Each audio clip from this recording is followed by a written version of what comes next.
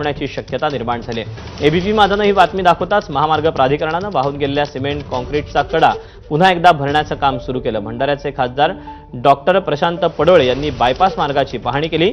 महामार्गाच्या बायपासचं काम निकृष्ट दर्जाचं असल्यानं उद्घाटनापूर्वीच ते वाहून गेल्याचा आरोप प्रशांत पडोळेंनी केला। या बायपास महामार्गाचं उद्घाटन 5 जुलैला आयोजित केलंय। संपूर्ण काम पूर्ण न करता उद्घाटन केल्यास नितीन गडकरींना पुलावर पाय ठेवू देणार नाही असा इशारा यावेळेला खासदार पडोळेंनी दिला। 6 लोक जे मेले आहेत त्यांना न्याय मिळाला पाहिजे। येणाऱ्या 5 तारखेला अजूनपर्यंत हा पुलाचं काम सुरू झालेलं नाही, पूर्णपणे काम झाला नाही आणि याचं उद्घाटन होत आहे।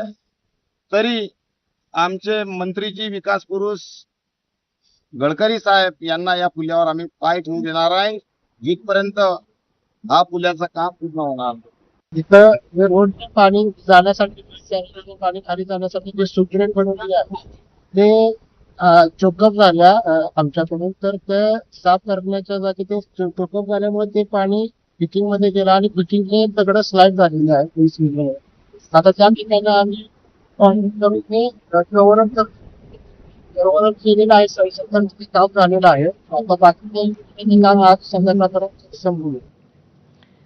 छत्रपती संभाजीनगरच्या कन्नड नगरपालिकेच्या बाहेरची जुनी इमारत कोसळल्याचं समजतं। इमारत दुर्घटनेत कोणतीही जीवितहानी झालेली नाही।